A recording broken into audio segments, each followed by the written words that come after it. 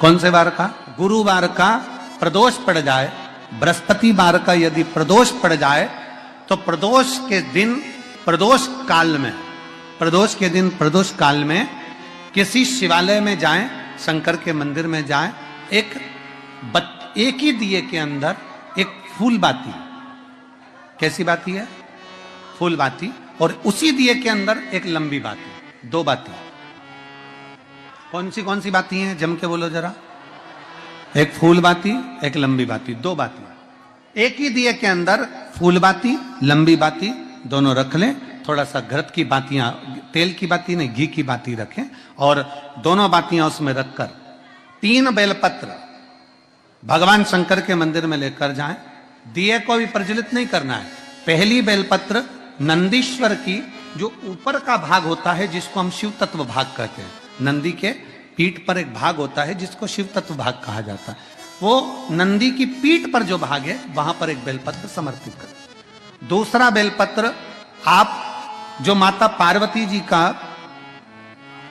जैसे ये शिवलिंग है और ये गोल भाग है, ये माता पार्वती जी का हस्तकमल है, तो माता पार्वती जी का जो हस्तकमल है, इस हस्तकमल पर कहीं पर भी एक बेलपत्र आप समर्पित कर दें। और तीसरे नंबर की जो बेलपत्र है, तीसरे नंबर की जो बेलपत्र है वो भगवान शंकर पर समर्पित कर दें। जो दिया आप लेकर गए हो मंदिर में, उसी दिए को नंदी और महादेव इन दोनों को दर्शन कराते हुए अगर मंदिर के अंदर लगाने दें दिया तो ठीक है, ना लगाने दें तो दीप को बीच में बस स्पर्श कराकर भले बाहर जाकर लगा दो, पर प्रयास करो वो दीप, वैसे तो बीच में नंदी और शिव के मध्य में वो दिया स्पर्श होना चाहिए। जैसे ये नंदी है और ये शिव है, तो इसके मध्य में दीप स्पर्श कर ले, भले उसको जलाने ना दे, पर स्पर्श मात्र कर कर अगर आपने एकांत में कहीं पर भी ले जाकर लगा दिया, उस दीप को जला दिया, तो गया हुआ कितना भी करोड़ रुपया हो, वो धीरे धीरे कर कर गया हुआ धन हमारा वापस आता ही है। कोई खाकर भी बैठ गया तो देगा जरूर, वो धन आएगा जरूर, कैसे भी आएगा, पर अपनी संपदा वापस। शिव तत्व की प्राप्ति है, भगवान शंकर की प्राप्ति। सबका किया है मेरा भी उद्धार कीजिए, उद्धार कीजिए, हे त्रिपुंडधारी, है त्रिशूल। आप दिल से जब बाबा से कहेंगे, अपने मन से जब भगवान को प्रार्थना करेंगे, अपने हृदय से जब शिव को पुकारेंगे, क्यों ना मिलेगा। गया हुआ धन केवल चौखट पर स्पर्श मात्र करा था पारो के पुत्र ने, और स्पर्श मात्र करने से उसका पूरा की पूरा किस्मत बाबा ने बदल दिया, उसका भाग्य बदल। देवता भाग्य लिखते हैं और महादेव भाग्य पलट देते हैं। देवता भाग्य लिखते हैं, तुम्हारी किस्मत में लिख दिया कि तुम्हें यह तकलीफ है, तुम्हारी किस्मत में लिख दिया ये दुख है, तुम्हारी किस्मत में लिख दिया ये बीमारी है, तुम्हारी किस्मत में लिख दिया ये कष्ट है, तुम्हारी किस्मत में लिख दिया तुझे ऐसा करना है, ये तुम्हारा भाग्य लिखा, वो देवताओं ने लिख दिया, विधाता ने लिख दिया। पर विधाता का लिखा भी कोई पलट सकता है। मार्कंडेय भगवान को उम्र थोड़ी सी मिली थी, पर शिव की आराधना करने से उम्र बढ़ गई।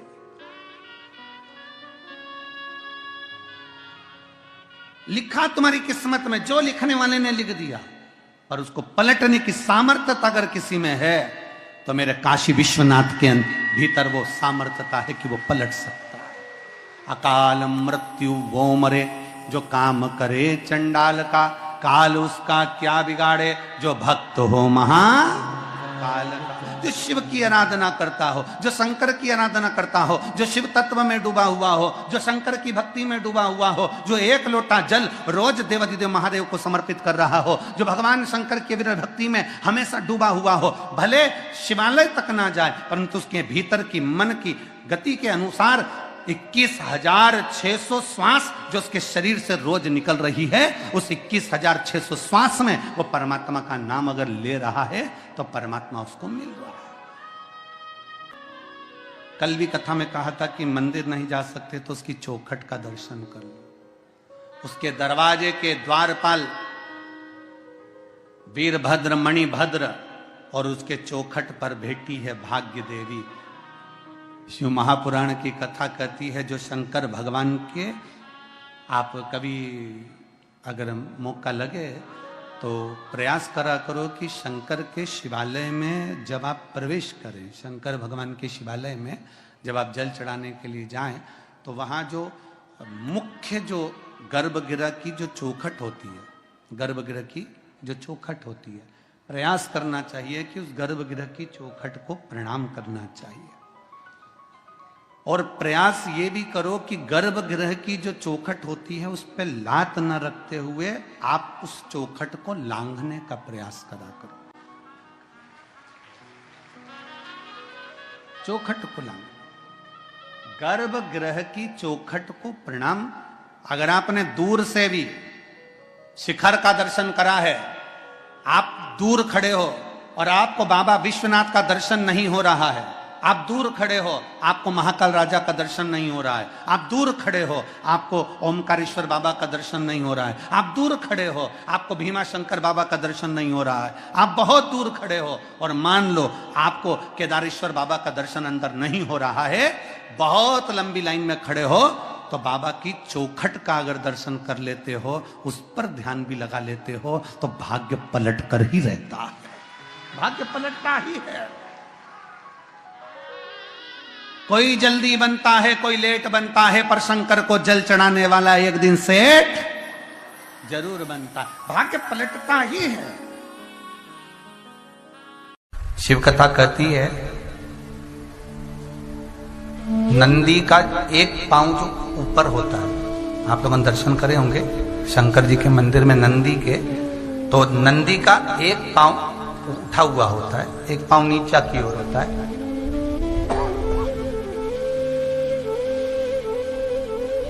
शिव पुराण की कथा कहती है, मान लो कोई हड्डी से जुड़ा हुआ रोग,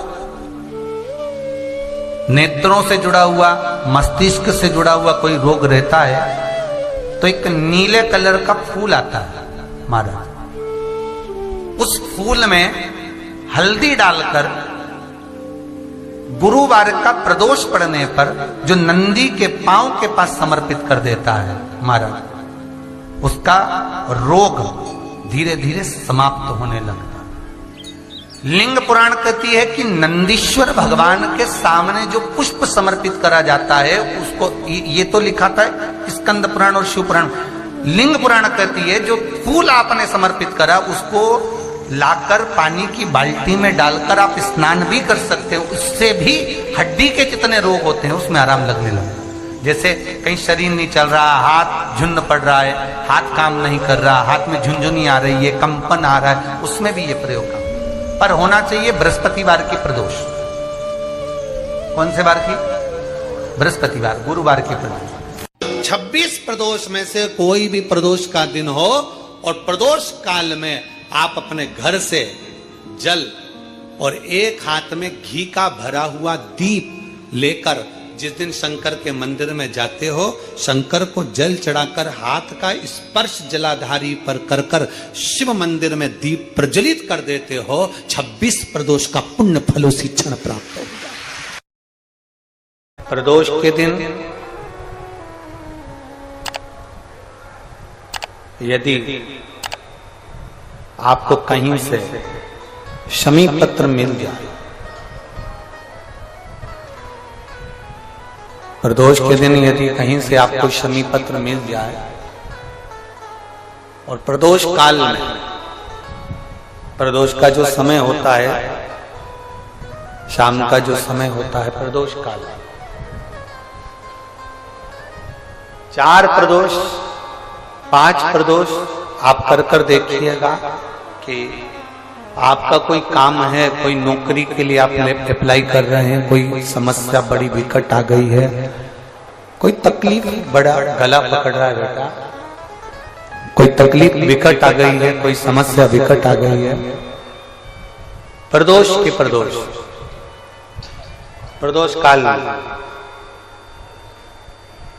अगर एक शमी पत्र भी आप घर के शिवलिंग को, अब ये करने के लिए आपको मंदिर पे शिवलिंग नहीं जाना, अपने घर में जो शिवलिंग, चाहे वो स्फटिक का हो, पारद का हो, कंकर शंकर का हो, लकड़ी का हो, जो शिवलिंग तुम्हारे घर में, कांच का हो, चाहे वो नर्मदा के कंकर का हो, नर्मदेश्वर हो, पाषाण का हो, जो शिवलिंग चांदी का हो, सोने का हो, तांबे का हो, पीतल का हो, जो शिवलिंग तुम्हारे,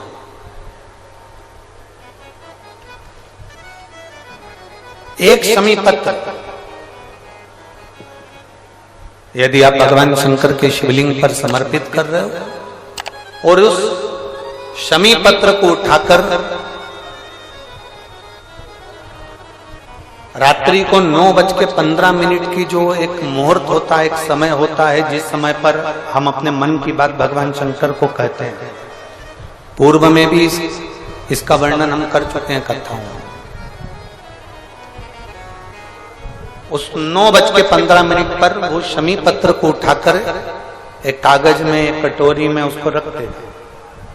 4 या 5 प्रदोष के उस शमी पत्र को अपने पास में रखिए और जिस कार्य के लिए जा रहे हो उसको जेब में ऊपर के भाग में उसको रखकर लेकर जाइए, आपका वो कार्य सफल होकर ही रहेगा, वो रुक नहीं सकता। शमी पत्र में इतना बल होता है, प्रदोष का जो शमी पत्र होता है वो बड़ा बलवान होता है, बड़ा बल। एक पत्र है,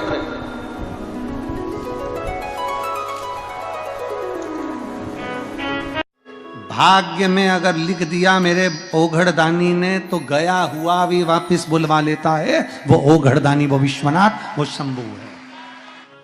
पहले हमने कथा में कहा है, आप लोगों ने सुना कि नहीं सुना हमको नहीं मालूम, स्मरण किया होगा कि शिव महापुराण में पहले वर्णन करा है कि शंकर जी पे चढ़ा हुआ जल लाकर अपने दरवाजे की चौखट पर छींटो। सुना था कि नहीं सुना था? जम के बोलो जरा, सबने सुना था ना कि अपने दरवाजे की चौखट पर छींटो, अपने दरवाजे के अंतर्गत छींटो। उसका कारण क्या था? उसका केवल एक कारण है कि भगवान शंकर पर चढ़ा हुआ जल अगर थोड़ी सी भी रज लगकर आ गई, भगवान शिव का चढ़ा हुआ जल अगर हमारी चौखट पर, दुकान पर आकर अगर छिटक दिया तो कुबेर का भंडार मेरा महादेव भर ही देता। और तो और कितना सुंदर संवाद किया महाराज जी। प्रयास करिएगा जीवन में एक बार, बन सके, अगर बन सके जीवन में एक बार प्रयास करिएगा। अगर गुरुवार का प्रदोष पड़ जाए, कौन से वार का? गुरुवार का प्रदोष पड़ जाए, बृहस्पतिवार का यदि प्रदोष पड़ जाए तो प्रदोष के दिन, प्रदोष काल में, प्रदोष के दिन, प्रदोष काल में किसी शिवालय में जाएं, शंकर के मंदिर में जाएं, एक ही दिए के अंदर एक फूल बाती, कैसी बाती है?